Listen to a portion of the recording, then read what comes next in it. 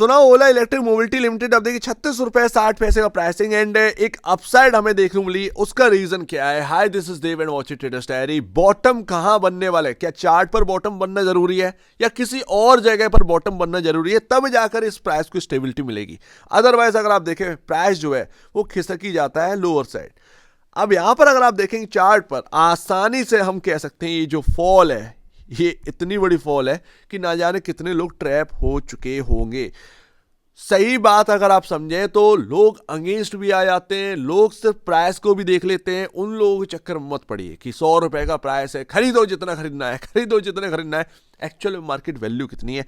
80,000 करोड़ के आसपास का मार्केट कैप ये हिट कर चुका था जब ये 156 के आसपास था। कई सारे रेटिंग भी आ रही थी, क्या हुआ उन रेटिंग का? कुछ नहीं हुआ। सब अपने आप को बचाने की कोशिश करते हैं। इस बात को आप समझो, जब हीरो मोटोकॉर्प आपके बराबर मिल रहा था, आप कुछ नहीं थे, हीरो मोटोकॉर्प तो फिर भी आपका जो सेल्स का नंबर है उतना प्रॉफिट उसका बनता है। वो कंपनी आपके मार्केट वैल्यू पर मिल रही थी। कितना बड़ा यहाँ पर ना अंतर हमें देखने को मिलता है। लेकिन फिर भी जो पब्लिक है उसको तो सिर्फ दिखता है कि भाई खरीदो खरीदो खरीदो खरीदो, तो वो जगह खरीदने के लिए नहीं थी। देखिए आज जिस जगह पर हैं आप, वो कैसी जगह है? जाहिर सी बात है कहीं ना कहीं एक काफ़ी बड़ा जो रिस्क है, रिस्क फैक्टर, वो खत्म होता हुआ नजर आया लॉन्ग टर्म वालों के लिए। देखिए दिक्कतें काफ़ी ज़्यादा हैं। दिक्कतें ऐसी नहीं है कि कोई छोटी मोटी दिक्कत हो, ये आपसे आपके बिजनेस से जुड़ी हुई प्रॉब्लम्स चल रही हैं। कंपनी फेस कर रही है, स्टॉक भी फेस कर रहा है उस चीज़ को। लेकिन अभी यहाँ पर देखिए कि अगर आप कुछ भी यहाँ पर व्यू बना रहे हैं तो अगले 5 साल 7 साल के लिए ही बनाइए। ये जिस मार्केट में है टू व्हीलर ऑटोमोबाइल, ये काफ़ी टफ मार्केट है, कोई छोटा मोटा मार्केट नहीं, काफ़ी टफ एंड कॉम्पिटिटिव मार्केट है। मॉडल्स फेल जब होते हैं तो बहुत बुरी तरीके से होते हैं। मॉडल हिट होता है, मोनोपोली बनाता है, देन उस कंपनी की एक रियल वैल्यू मिलती है। मैं उसका एग्जांपल भी दूंगा, लेकिन ओला के पास अभी ऐसा कोई मॉडल है ही नहीं जो उसका कुछ पकड़ बना सकते हैं मार्केट के अंदर। अदरवाइज हमें वो दिखता मार्केट उसको वैल्यू करता। अब चार्ट पर अगर आप देखें दो रेजिस्टेंस है, एक तो 40-42, जब भी ये क्रॉस करेगा 40-42, एक बड़ा रेजिस्टेंस है 40-42। जब भी ये क्रॉस करेगा तो सीधा आपका यहां पर ना जगह बनती है 49 तक की। ये आप ध्यान रखिएगा 49 तक की। लेकिन अभी आपके सामने 36 रुपए 70 पैसे का प्राइस चल रहा है एंड ऊपर आपके रेजिस्टेंस टिका हुआ है 40-42 पर, जो कि आपको आसानी से निकलने नहीं देगा। और अगर निकलता है देन सीधे 49-50 तक की अपसाइड देखने को मिल सकती है। आरएसआई की बात करें, आपका स्टॉक ऑलरेडी ओवरसोल्ड जोन में आ ही चुका है क्या? आप 8% की जब तेजी दिए तो वो आप ध्यान रखिएगा, वो एक अच्छी खासी अपसाइड आपको क्रिएट करी, तब जाकर ये आरएसआई का 32.81 का वैल्यू देखने को मिला है। अदरवाइज ये 23-22 के अराउंड आरएसआई की वैल्यू थी। आप काफ़ी ओवरसोल्ड जोन में चल रहे थे, काफ़ी स्टॉक चल रहे थे, आप ही नहीं काफ़ी स्टॉक चल रहे थे स्मॉल कैप मिड कैप। तो ये प्रॉब्लम वाली बात तो चली रही थी मार्केट के अंदर। अब ओला की गिरावट के पीछे का रीजन तो हमें समझ में आ रहा है। एक तो कंपटीशन जिस तरीके का है, एथर आपको जो है बीट कर रहा है, हर समय बीट कर रहा है, टीवीएस आपको बीट कर रहा है, बजाज आपको बीट कर रहा है। तो ये कोई छोटी मोटी बात थोड़ी, ये बिजनेस रिलेटेड बात। क्या उसमें आपका स्टॉक सर्वाइव कर पाएगा? इतना आसानी नहीं है। फंड बाइंग हो जाएगी, ये हो जाएगा, मतलब 1 महीने के लिए रिलीफ, कुछ वक्त के लिए रिलीफ चार्ट पर। लेकिन अगर आप देखें इन्वेस्टर सेंटीमेंट जो है वो अच्छा खासा बना हुआ है after this price, this fall. ये जो फॉल आई है, इसने जो डिस्काउंट किया, इसने रिस्क को डिस्काउंट किया। मान लीजिए आप 70 रुपए पर लेकर बैठे, ठीक है ना, और आप आगे आने वाले टाइम में यहां पर ना देखते हैं कि ओला ये वो वगैरह वगैरह, लेकिन आप एक रिस्क को लेकर बैठे थे ना। मार्केट वैल्यू भी तो कुछ मजाक का खेल नहीं है ना। एक लॉस मेकिंग कंपनी है, कॉम्पिटिटिव मार्केट है, टू व्हीलर ऑटोमोबाइल तो वैसे भी बहुत खतरनाक मार्केट है, समझ रहे ना। तो ये बात हो जाती है। मॉडल जिनके हिट हैं, जो मोनोपोली बनाए हुए हैं, वो उनको देखिए वैल्यू कितनी मिलती है। किसी दिन जो लेगेसी कंपनी है उनके मॉडल जब फेल होंगे, न्यू कंपनियां मॉडल फेल करेंगी, उस दिन देखिए उनकी वैल्यू एकदम से गिरेगी। और कंपनियों की जो मॉडल फेल करेंगी, जिनका मॉडल हिट होगा, जो मोनोपोली बनाएंगे, उनकी वैल्यू कितनी बढ़ती है। तो ये बात आ जाती है। बॉटम चार्ट पर बनना जरूरी नहीं है, बॉटम बनना जरूरी है फाइनेंशियल पर, जो आपके यहां पर ना खराब हुए। 4 डिजिट वाले आपके नंबर्स आपको 3 डिजिट में देखने को मिल रहे हैं। 611, 828, 690 करोड़ का सेल्स का नंबर आ चुका है, जो कभी 1600, 1500, 1200 करोड़ हुआ करता था। तो ये है बिग प्रॉब्लम। बॉटम यहां पर बनना जरूरी है। अब क्या मतलब, अगर ये सेल्स का नंबर इसी तरीके से ड्रॉप होगा तो आपका, जाहिर सी बात है, आप चाहे 32 पर खरीद लो या 70 पर, कुछ भी नहीं मायने रखता है, वो फॉल और कर जाएगा। मान लीजिए 500, 690, 611 करोड़ का सेल्स का नंबर आ रहा है, यही 500 करोड़ का नंबर निकल के आएगा तो कौन सा स्टॉक आपका टिक ही जाएगा। बात ये समझिए ना। तो यहां पर प्रॉब्लम जो है ना वो काफी बड़ी है, वो फाइनेंशियल से जुड़ी है। आपके फाइनेंशियल बिगड़ गए हैं, और बॉटम बनना जरूरी चार्ट पर नहीं, बॉटम बनना जरूरी है फाइनेंशियल्स में, जो आपके टूट रहे हैं, जो आपके नंबर्स टूट रहे हैं, वहां बॉटम बनना जरूरी है। वहां बॉटम बना स्टॉक के अंदर कहीं ना कहीं स्टेबिलिटी आ जाएगी। 16,188 करोड़ का मार्केट कैप रह गया। 80,000 करोड़ वाला आज की डेट में 16,188 करोड़ का market cap. Wealth creator actual basis पर वेल्थ डिस्ट्रॉयर बन चुका है। एंड जब आईपीओ आया था मैंने आपसे यही बात करी थी कि अगर ये आप जो है ना 100, 150, 120 का प्राइस जो देख रहे हो, ये जो मार्केट वैल्यू आपको हीरो मोटोकॉर्प के बराबर देखने मिली, ये सिर्फ बायर है स्टॉक का। उस स्टॉक को सिर्फ चलाया गया है मार्केट में ट्रेडर्स, इन्वेस्टर्स, इनकी बदौलत स्टॉक को बल मिला है। लेकिन अगर आप हिडन साइड देखेंगे तो वो सब कुछ चौपट हो रहा था, सब कुछ खराब होता हुआ नजर आ रहा था। तो ये बात है। तो ऐसी चीजों में ना साइड में बैठा जाता, साइड में देखा जाता कि आने दो, अभी ना ये जिस भाव पर मिल रहा है ना, ये भाव पर मैं नहीं खरीदूंगा। अगर नीचे का भाव मिलेगा, ऑलरेडी हाई वैल्यूएशन है, मैं नहीं टिक पाऊंगा इसमें। सीधी सी बात है। मैं इससे बढ़िया हीरो मोटोकॉर्प खरीद लूंगा। बात आपको याद आई होगी, मैं यही तो कह रहा था उस वक्त, हीरो मोटोकॉर्प खरीद लूंगा, वहां एथर का भी है और ये हीरो मोटोकॉर्प का बिजनेस भी मिल रहा है, वो भी 80,000 करोड़ के आसपास का मार्केट कैप में। क्या बुरा था। तो वही बात है ना, हीरो मोटोकॉर्प आप देखिए कहां पहुंचा, एथर देखिए कहां पहुंच गया। एथर भी महंगा है, एथर भी महंगा है, अभी मार्केट को दिख नहीं रहा है। ये जो एथर चल रहा है ना, ये रीजन कुछ नहीं होते, ये मार्केट है। आप बीट कर रहे हैं ओला को, आपका मार्केट शेयर बढ़ रहा है, बस उसी चक्कर में एथर एथर एथर चल गया, ठीक है ना। लेकिन वो भी high valuation, price to value उसको भी देखो, वो भी कभी फॉल कर जाए तो कोई बड़ी बात नहीं, सिंपल सी बात है। आज की डेट में 3.93 टाइम प्राइस टू वैल्यू पर ये स्टॉक आ चुके। स्टिल अभी भी ये काफी हाई वैल्यू पर ट्रेड कर रहा है अभी भी।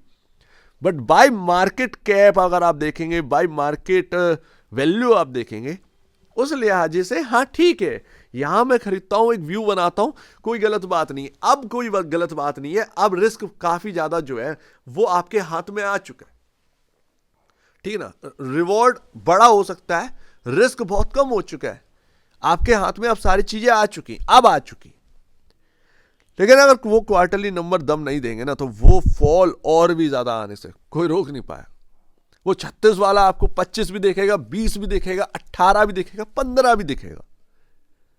तो वो निर्भर करता है आने वाले परफॉर्मेंस पर। ऑलरेडी बहुत बड़े डिस्काउंट हो चुके हैं, ठीक है। अब आप देखें 3.93 टाइम आप चल रहे हैं, प्राइस टू बुक वैल्यू आपका। बजाज ऑटो 7.37 टाइम, 8.97 टाइम है आयसर मोटर। इनके पास अपना खुद का एक ऐसा मॉडल है जो कि मोनोपोली है, कई सारे मॉडल्स हैं। आयसर मोटर उसका कोई टक्कर है ही नहीं है, उनको बीट करना आसान है ही नहीं। आयसर मोटर का इतना दबदबा है। टीवीएस मोटर कंपनी देखिए 21.38 टाइम। अब आपके सामने सवाल उठा होगा कि टीवीएस मोटर 21.38 टाइम, ऐसा क्या हो गया कि यहां पर ये इतना बड़ा प्राइस टू वैल्यू। यहां पर मैं आपको सॉल्व करता हूं, इससे आपको समझ में आया कि ओला में क्या दिक्कत है और बाकी कंपनियां क्यों है। Hero MotoCorp 5.68 time, Ather Energy 9.05 time. That's a risk. Risk आपको बताकर नहीं आता, वो जब गिरने पर आता है ना प्राइस, तब लोग यहां पर ना बस छांटने स्टार्ट करते क्या रीजन रहा है कि ये फॉल आया है। बस फॉल आपको यहां पर ना बताकर थोड़ी आया कि मैं आने वाला हूं, कभी भी वो आ सकता है। बात यहां पर ही आ जाती। टीवीएस मोटर का 21 टाइम प्राइस टू वैल्यू क्यों मिल रहा है, ये अपने आप में ही एक रिस्क है मार्केट के अंदर। जिस दिन भी वैल्यूएशन एक कंसोलिडेट पर आ गई ना, ये ऐसे स्टॉक बचते नहीं है। टीवीएस ईवीएस जैसे होता क्या है, यहाँ पर अगर आप उनके कॉम्पिटिटर हैं तो टीवीएस के जो हीरो हुआ, बजाज ऑटो हुआ, आयशर हुआ, इनका क्या है, देखिए स्ट्रॉन्ग पाइपलाइन है टीवीएस मोटर के पास। जैसा कि आप देख सकते हैं इनकी जो प्रोडक्ट है वो काफ़ी हाईर साइड है। अपाचे राइडर ये लेकर आए, क्या धूम मचा दी इस मॉडल ने। हर कोई राइडर यहाँ पर ना पसंद करता है लो बजट बाइक, लेकिन ऐसी कि स्पोर्ट एक थीम एक ना चला रहे हो ऐसा। आई क्यूब जो ईवी से बिलोंग करता है वो भी उनका काफी हिट रहा मॉडल, ये बात आ जाती। और अपाचे जो उनका प्रीमियम सेगमेंट है उसका कोई जवाब नहीं, लोग अपाचे से पीछे नहीं हट पाते। और अपाचे आप चलाएंगे आपको समझ में आ जाएगा कि अपाचे अपाचे क्यों है, ये बात समझिए। मार्केट शेयर जो कि गेन लगातार यहां पर करता जा रहा है। Fast model new model launches यहां पर रहते हैं एंड वो हिट भी रहते हैं। ईवी ऑप्शनलिटी यहां पर जो है ना, विदाउट बैलेंस शीट स्ट्रेस। आपने देखा होगा ईवी मॉडल जो है आज की डेट में जो आ रहे हैं वो कई सारी कंपनियों को काफी स्ट्रेस में रखे हुए हैं, चाहे जितनी बड़ी कंपनी हो। ओला को देख लीजिए, क्या बैलेंस शीट आपको देखने को मिल रही है। बेच तो ये भी रहे, तभी प्रॉफिट बना पा रहे हैं, नहीं बना पा रहे ना, तो ये बात आ जाती है। तो यहां पर अगर आप देखेंगे ये कैश वर्न नहीं हो रहा है इनका। जो स्टार्टअप्स कैश वर्न कर रहे हैं ना ईवी वाले, हाथ जला रहे हैं, ईवी लॉन्चेस हो रहे हैं, आपका सेल्स का नंबर हिट है, लेकिन आपका जो प्रॉफिट का नंबर जो है वो काफी खराब है, आपका ऑपरेटिंग प्रॉफिट काफी खराब है, आपके एक्सपेंसेस काफी हाई है, आपका जो पैसा जल रहा है ना वो टीवीएस के अंदर नहीं जल रहा है। दैट्स वाई कि टीवीएस को एक हाई वैल्यूएशन पर रखा हुआ है। तो ये है अपाचे जो कि लॉयल परफॉर्मेंस है यहां पर ना बाइक है, एंड इस बाइक का जो एक्सपोर्ट है वो काफी हाई है, वो काफी हाई है। तो यहां पर ना अगर आप देखेंगे ये अपाचे हुआ, और ये अपाचे सेगमेंट ही इतना ऊपर है, ऐसा सेगमेंट बजाज के पास नहीं है, ऐसा सेगमेंट आप देखेंगे हीरो मोटोकॉर्प के पास नहीं है। हर कंपनी का अपना कुछ दबदबा है मार्केट के अंदर, टीवीएस उस दबदबे को हटाया नहीं। आप देखेंगे अपाचे सेगमेंट जैसा कुछ मिलता है क्या, नहीं मिलता है। आपको बुलेट पर जाना है तो आपको आयशर पर जाना पड़ेगा, वो बुलेट जैसा सेगमेंट इनके पास नहीं है, बजाज के पास नहीं है। तो किसी ना किसी कंपनी में कुछ ना कुछ ऐसा है, उसकी वजह से उसका मार्केट वैल्यू है। बट जो भी है जैसा भी है, ये 21 time price to book value पर ट्रेड करना ये कोई मजाक की बात नहीं, ये भी अपने आप में रिस्क है। जिस दिन डिस्काउंट पर आएगा वो बहुत सारी चीजें डिस्काउंट हो जाती हैं, स्टॉक्स पता नहीं चलते, लोग ढूंढते रह जाते हैं। तो रखो हाई वैल्यूएशन पर, लेकिन इतना भी नहीं कि भाई क्या ही मजाक, ये बात यहां पर आ जाती है। ओला इलेक्ट्रिक, चलो ठीक है भाई, जो भी होगा आगे के लिए होगा, बट आज की डेट में जो बायर है, जो बाय कर रहा है, वो बहुत कुछ रिस्क जो है वो हटा चुका है। अब यहां पर ना अगर आप कोई लॉन्ग टर्म व्यू बनाते हैं तो वो लंबा नजरिया रखिएगा एंड आगे की परफॉर्मेंस कैलकुलेट करिएगा। देखिए आपका स्टॉक अगर कोई गिरा सकता है तो वो परफॉर्मेंस है, आने वाले क्वार्टरली नंबर्स। अगर बॉटम बन चुका है सेल्स के नंबर में तो फिर ठीक है, लेकिन अगर बॉटम नहीं बनाया, आप किसी भी भाव पर खरीद लो, वो गिरेगी। तो रिस्क अभी भी स्टॉक के अंदर बना हुआ है, ऐसा नहीं है कि रिस्क हट गया। लेकिन जो प्राइस वाइज अगर आप रिस्क देखेंगे 36 वाला, अगर ये चीज 50 60 70 80 पर लेकर बैठे होते तो आपको पता चल रहा होता कि मैंने कितने रिस्क पर ये स्टॉक उठा लिया। लेकिन वो रिस्क अभी इस प्राइस पर कम हो चुके हैं। तो जो बायर बढ़ रहा है, दिल मजबूत करके बढ़ तो रहा है, लेकिन हाँ वो रिस्क जो है वो कैलकुलेट करके बढ़ रहा है आज की डेट में। ये रिस्क अभी भी है, लेकिन उतना रिस्क नहीं बचा जितना कि ऊपरी बाई करने वाले लोगों को देखने को मिल रहा है। ये बात यहां पर आ जाती है। 46 रुपए पर आपका मूविंग एवरेज है, ध्यान रखिएगा। ये मूविंग एवरेज क्या करे, ये मूविंग एवरेज के अगर आप ऊपर टिक गए ना, यही आपका जो है एक पॉजिटिविटी का साइन है। लेकिन अगर आप देखेंगे, जैसा कि मैंने आपको बताया 49 आपका रेजिस्टेंस है, ये 46 से 47 48 ये आपका मूविंग एवरेज का रेजिस्टेंस।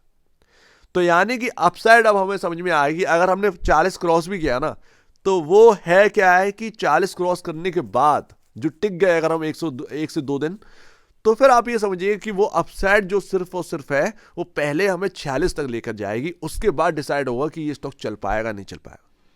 46 तक ही है, 46 47 उस रेंज में आकर ही प्रॉफिट बुकिंग कहीं ना कहीं आ सकती है। तो अभी जो है वो आप ये मत कहिए कि मेरा स्टॉक या ये प्राइस या वो प्राइस, बॉटम बनना है तो फाइनेंशियल में बनता देखिए, ना कि स्टॉक के अंदर। स्टॉक में ऑटोमेटिक बॉटम बन जाएगा फाइनेंशियल में अगर बन गया, क्योंकि फाइनेंशियल्स आपकी प्रॉब्लम है ना कि स्टॉक आपका प्रॉब्लम है। तो आज की डेट में ये, तो उम्मीद है काफी कुछ आपको समझ में आ गया होगा। मैं शायद कुछ चीजें समझा पाया हूँ, कुछ चीजें आपको समझ में आई होगी। ऑटोमोबाइल इंडस्ट्री का आपको थोड़ा सा एक व्यू भी मिला होगा कि क्यों कंपनियां का यहाँ पर ना एक दबदबा है, क्यों उसको वैल्यूएशन उस हिसाब से मिल रही। Segment wise, total segment wise आपके पास खास क्या है, ये मैटर करता है। सो उम्मीद है काफी कुछ आपको समझ में आया होगा। एक बार इससे पहले आप बेचने से पहले अपने ब्रोकर एडवाइस से जरूर सलाह लीजिएगा। खुद की स्टडी करेगा उससे बेहतर कुछ भी नहीं है, खुद की स्टडी ही मस्ट है। तो आप दीजिए मुझे वीडियो देखिए, वो तो धन्यवाद दोस्तों।